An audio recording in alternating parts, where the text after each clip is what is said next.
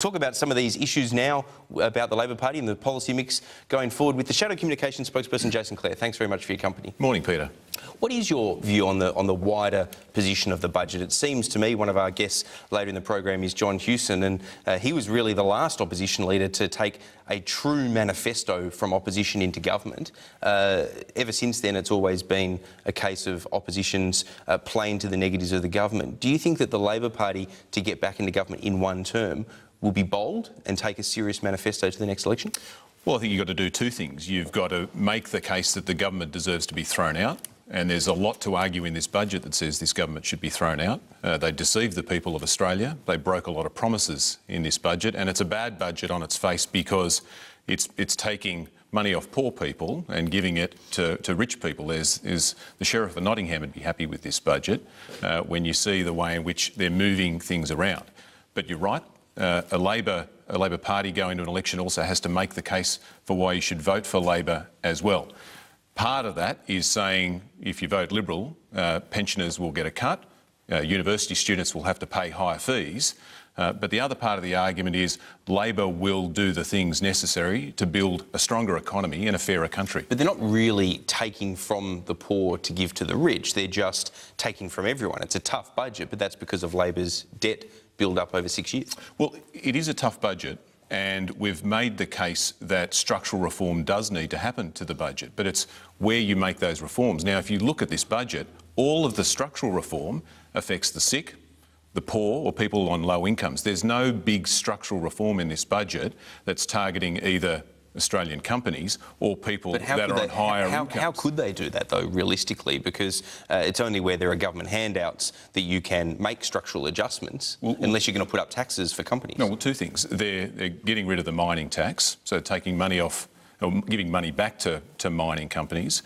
They're also getting rid of some of the changes we put in place for superannuation, for people that have millions of dollars in superannuation to pay higher taxes when they've got a lot of money in superannuation. So they're giving money back to them effectively, and at the same time taking thousands of dollars off people on low incomes. For you, for all of us, this budget means we lose a couple of $100. But for pensioners over time, for people on low incomes, they're going to lose thousands of dollars, and that's why Bill Shorten and the Labor Party says that's not fair. Let's get back to one of the main arguments that you've made, or one of the major cases you've made last week of Parliament and the first week of Parliament. It's over the Medicare co-payment. This seems to be a defining battleground for you guys. What's the difference now with a Medicare co-payment than was the case in 1990 when Bob Hawke introduced a Medicare co-payment, and indeed Paul Keating in 1991 introducing the PBS co-payment? They identified a structural problem with this issue, with Medicare 20 years ago, but now you're saying no change. Well, the Labor Party stood up to Bob Hawke back in the 90s on this, the most successful Labor Prime Minister we've ever had. So if we're prepared to stand up to Bob Hawke on it, you can bet that we're prepared to stand up to Tony Abbott on this as well. The Labor Party created Medicare, we built it up, and we're going to defend it. And we'll defend it because of this. If you put a co-payment into the system, you charge someone $7 to go to the doctor, it'll make sick people sicker. More people won't go to the doctor. And this is not just politicians saying this, it's doctors that are saying it. In my local community, I've got doctors already saying that the number of people coming into their surgeries is already down because people think this is already in place. And if people don't go to the doctor when they think they're sick, then there's a risk that they get sicker and they end up in hospital. It costs the system more down the track. So, OK, we've got that on the record. Bob Hawke was wrong. The current Labor Party think that Bob Hawke was wrong. Not on many things, right, but on this he was. Would you say it cost him his leadership? I mean, was it as defining as that? Because colleagues of yours privately have said to me that this was a singularly crucial issue that cost Bob Hawke the leadership back then. Oh, look, I don't know. We can't go back in history and make those sorts of decisions, but what we can say is that Medicare is important. It's fundamental to the Labor Party, and if Tony Abbott wants to try to destroy Medicare, he's got to come through me, come through Bill Shorten, he's got to come through the Labor Party if he's going to try and ram this through the Senate. Andrew Leigh must just be a complete pariah in the Labor caucus. I mean, he wrote a scholarly piece all about the value of the Medicare co-payment post the Bob Hawke decision. When he was at school, Peter. I think Joe Hockey campaigned for free education when he was at school as well. So we all change our mind over time, and I think Andrew has as well. Well, what about the family tax payment system, which Labor's yet to arrive at a position on? It's been 3 weeks since the budget, and there's been various positions put out into the media about where you are on the FTB-A and FTB-B. It was, of course, the Rudd and Gillard governments that froze the indexation of the thresholds for those two payments, so you obviously recognise there was a structural problem with that family transfer system. Now it looks like you're going to oppose the government on the restructuring of it. Why? Well, Family Tax Benefit B was put in place by the Howard government, and when it was put in place it was a payment for single income families, whether they were poor or rich. So you could be on a low income or you could be a multi-millionaire and you still got Family Tax Benefit B. When we came into government in 2008, we means tested it, effectively put a cap on it at 150,000. Now, the government wants to lower that to 100. We said, you know, we'll have a look at that, we'll be sensible about that. But what we don't want to do is take that money away from families that need it when their children turn 7 or 8 or 9 or 10. They say that that payment should go when children turn 6. Well, you guys would know, kids don't get less expensive when they turn 7 or 8 or 9. But isn't the point, though, that way a single income family can be encouraged to become a dual income family? It's sort of ironic to me that the party of social conservatism, particularly with a Prime Minister like Tony Abbott, is prepared for fiscal reasons to say, you know what, despite what my personal views might be on this, we need to cut it out at 6. We need the productivity in the workforce of women, in particular, it's women, getting back into it when their child goes to school, yet Labor's blocking it. Well, families don't need any encouragement to get back into the workforce. Life is expensive, and that's why mum and dad are getting into the workforce. This payment helps to pay the bills. You know, this is not middle-class welfare. This is, you know, people that receive this payment don't call it middle-class welfare, they call it food. They call it petrol, they call it rent. It's an important part of their income. I'm all for making sure that money goes to the people who need it most, and that's what this should be designed to do. There's an inconsistency here, though, because the government wants to cut into this payment, but at the same time give money to families who don't need it in the form of paid parental leave for people on high incomes. Now, in my book, that's what middle-class welfare is, and if we want to get women back into the workforce, then you'd be better using that money at targeted policies to make childcare cheaper. That's what will boost participation and productivity in the workforce much more than giving a bucket of money to rich mums who don't need it when they're having a child. Well, we'll have something on the childcare rebate, I suppose, sometime later in the year when the Productivity Commission reports.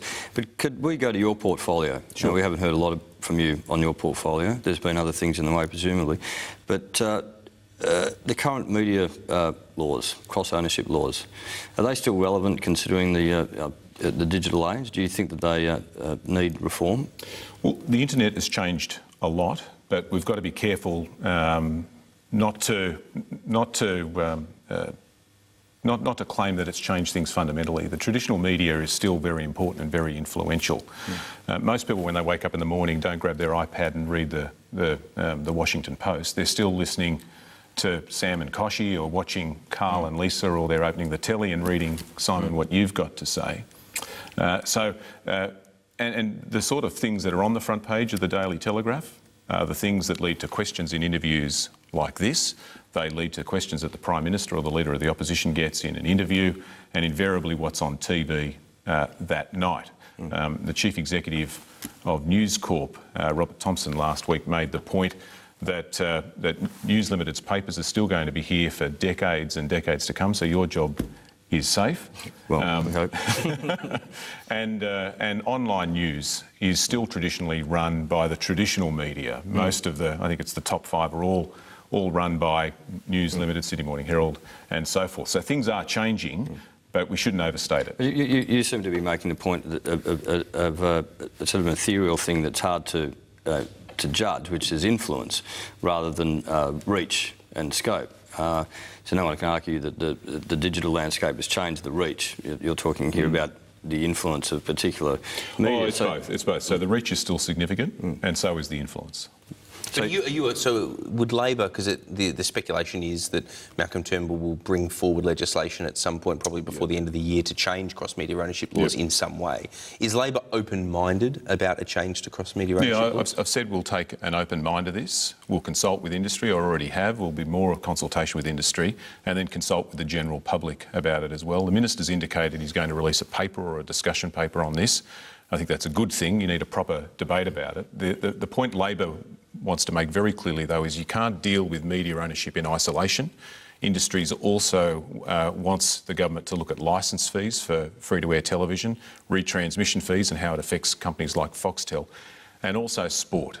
Sport is pretty controversial when it comes to whether it's on free TV or pay TV. Well, the anti-siphoning laws is a crucial issue there. Absolutely. And the thing that Labor, I think it was, in government changed it so that within the provision of anti-siphoning, free-to-air was allowed to show things on their digital channels beyond their main channel. That's right. I mean, is that really fair to a competitor? I mean, disclaimer, we're on Foxtel now, but is that really fair to a company like Foxtel that they can continue to have things that are only allowed on free-to-air but are allowed on multi-channel viewing on free-to-air? Well, when we went from analogue to digital switchover, it meant that everyone in the country had access to all of those channels. And so it meant that everybody could watch sport for free, either on the main channel or on the other channels. Now, the question here is whether some sport might be taken off free-to-air and only available on Foxtel. For people watching today, that's not a problem because they've got Foxtel, but only 30% of the country has. But so many sports are on this anti-siphoning list. I can understand major events like Grand Slams, Grand Finals and so on, but there's a lot wider array, hundreds of aspects of sport, in fact, that are quarantined for free-to-air. Well, what's the logic in that? Well, and this is the question. If sports are taken off the list, then it potentially has an impact on the value of those free-to-air television networks. Sport's terribly important for TV networks because it's one of the only things people will watch live, that and news. And so they will fight for that.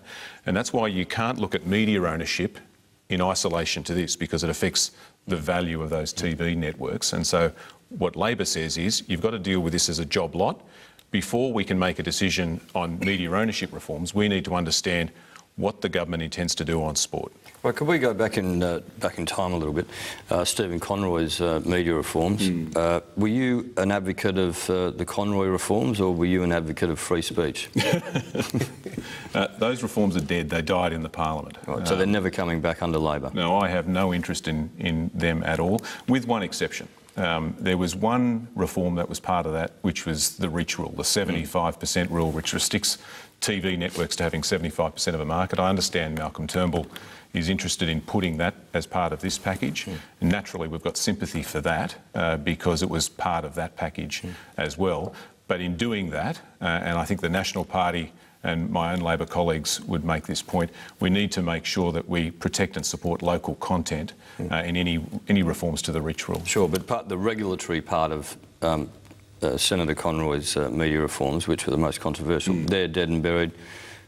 They're dead, not to be resurrected. Right. There's only one package of media reform that's on the table, and media reform is a well-trodden minefield, and Malcolm's welcome to it. Is Senator Conroy, though, still trying to influence decisions on this? I heard that he's still trying to get actively involved in media reform.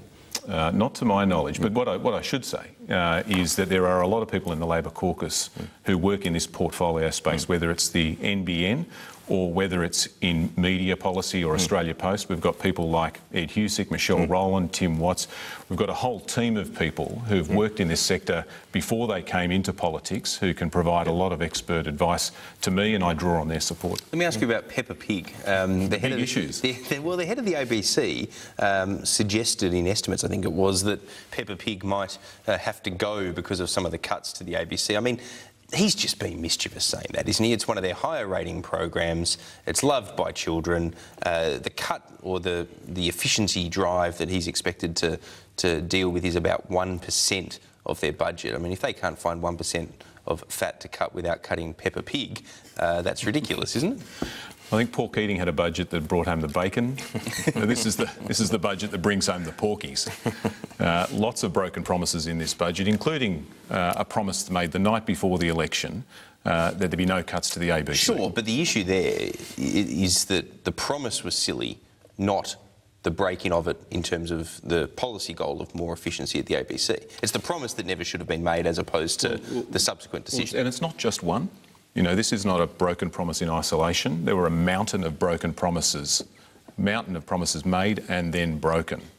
That's the problem. Now, Peppa Pig won't go. Of course it won't. It's too popular. Everyone other than Piers Ackerman loves Peppa Pig. So but why did he say it then? I mean, Mark Scott, by saying that, was being deliberately mischievous, wasn't he? Oh, to be fair to Mark, his answer was the same to every question that was asked about could a different service go. And if you cut deep enough into the ABC and you don't reinvest that money back into the organisation, then yes, some services might be affected. And that's the issue here. I've said that there was a promise made and the promise should be kept. Every organisation, whether it's the ABC or whether it's a major Australian company, can be more efficient, but that money should be reinvested in the ABC to provide new services. They've done that in the past, like iView, and I'm sure they could provide extra services now. Do you believe, though, that the ABC should be immune from any cuts at all? You know, what I believe is that Tony Abbott should be true to his word. You know, he said no cuts to education. Sure. He's cutting $30 billion out of it. He said no cuts to the ABC. Do you believe the ABC should be immune from any cuts at all? Does the Labor Party believe that the ABC should be immune? Well, we actually increased investment in the ABC. We created ABC3, the Children's Network, and a whole bunch of other things. Any organisation can be more efficient. And I'm sure there are things that are happening in the ABC and SBS where money could be better spent elsewhere.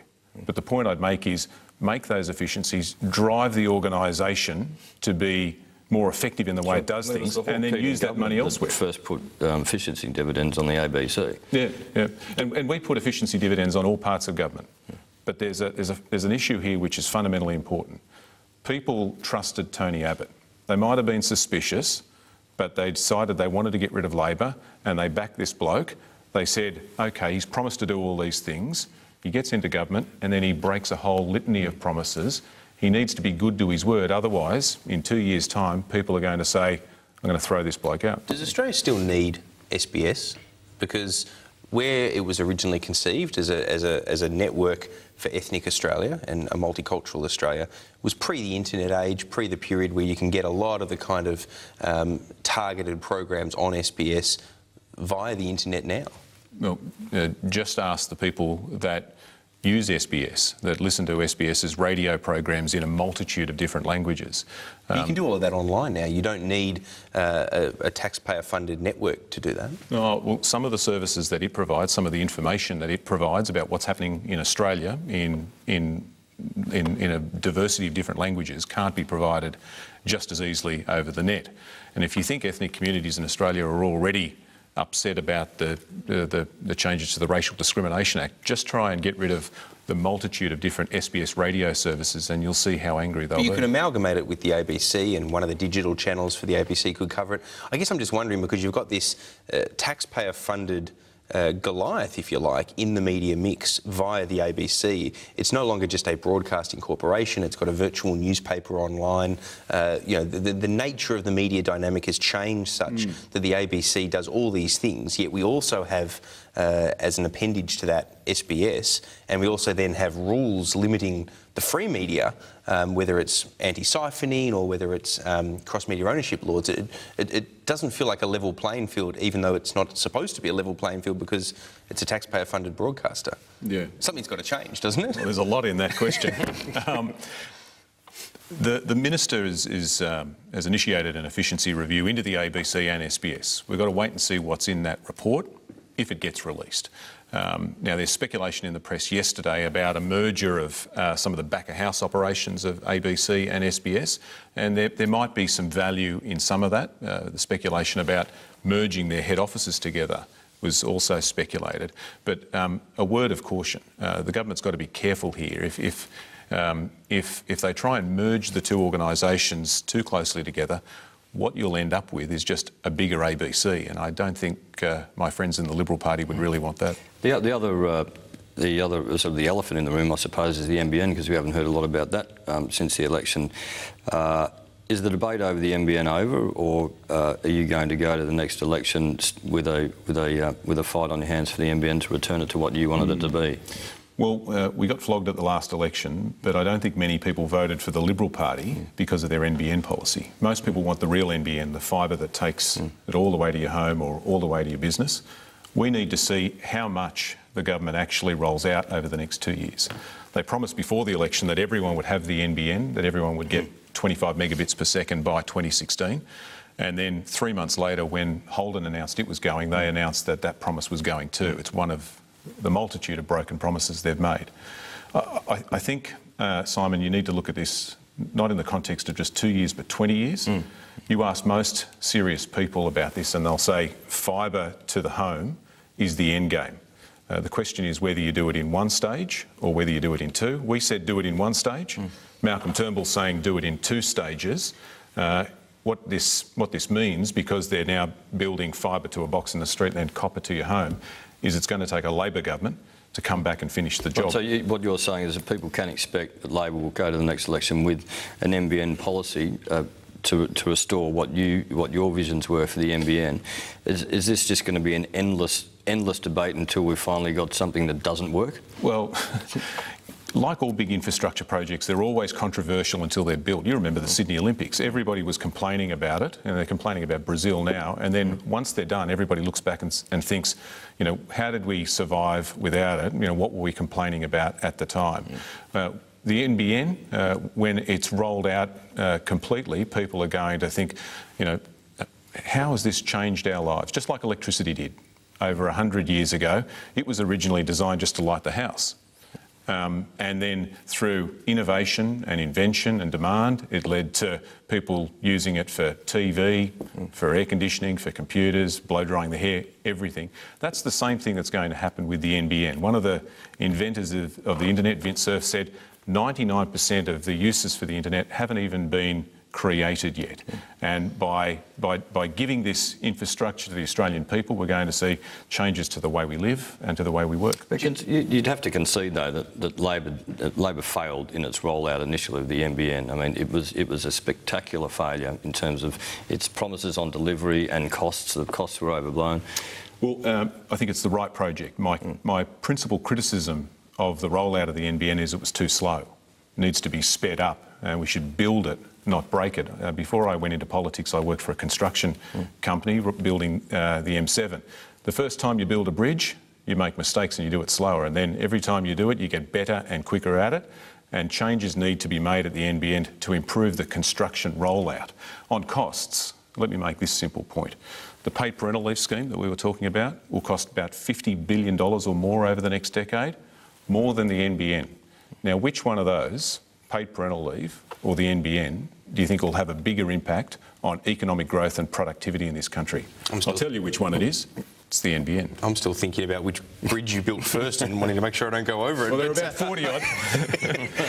In fairness, I'm a lawyer, not an engineer, so other blokes did that. An angle bridge. Final question before we let you go. Border protection. I mean, you had carriage in this policy space as a minister. Will Labor just concede that you're winning all sorts of political debates in other areas, chiefly around the budget, but border protection, I mean, that's one where change of government, boats stop, simple as that.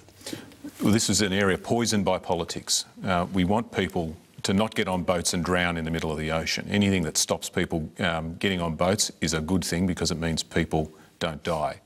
The establishment of the processing centre at Manus Island is important in this regard because between the announcement of Manus and the election, there was a 90% drop in the number of people who came to Australia by boat. Now, that's fundamentally a good thing.